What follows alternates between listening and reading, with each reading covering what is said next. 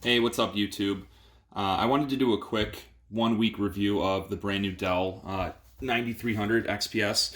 I've had it for about a week. I ordered it right when it came out like January 7th. It took me over a month to get it. I waited about 6 weeks for it. There's not a lot of footage of it on YouTube. I think as of right now, there's like one unboxing video, and there's a bunch of videos at CES 2020, but I mean, there's really nothing from anybody that's actually received theirs yet on YouTube.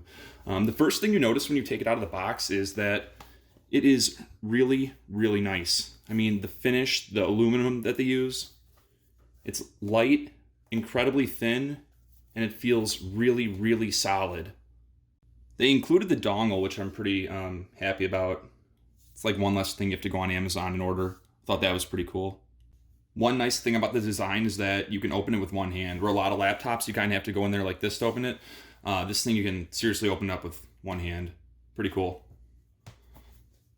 So a couple quick things. The screen is awesome. They pretty much got rid of the bezels entirely. They still have a webcam up there. I haven't used it. I'm probably not going to be honest.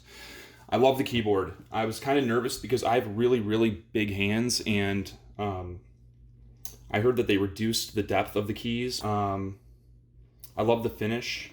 It's kind of rubberized. It doesn't have a metallic feel, so it's a little bit softer on the skin. But yeah, the keyboard feels tactile, and I'm very, very happy with it. I don't use the touchpad too often, so I'm not too familiar with it. It feels good the times I have used it, but to be honest, I've used the mouse when I've been using this thing most of the time. So the chassis on this thing is like completely badass. I mean, you could literally hold this thing at the corner and there's no bend or give like whatsoever. It feels incredibly solid.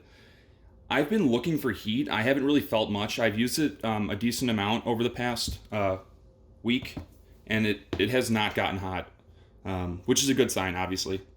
So the final thing I wanted to talk about is the battery life. I know a lot of people are curious about how long the battery is going to last on this thing, and it's not that good, to be honest. Keep in mind, this is the top variant.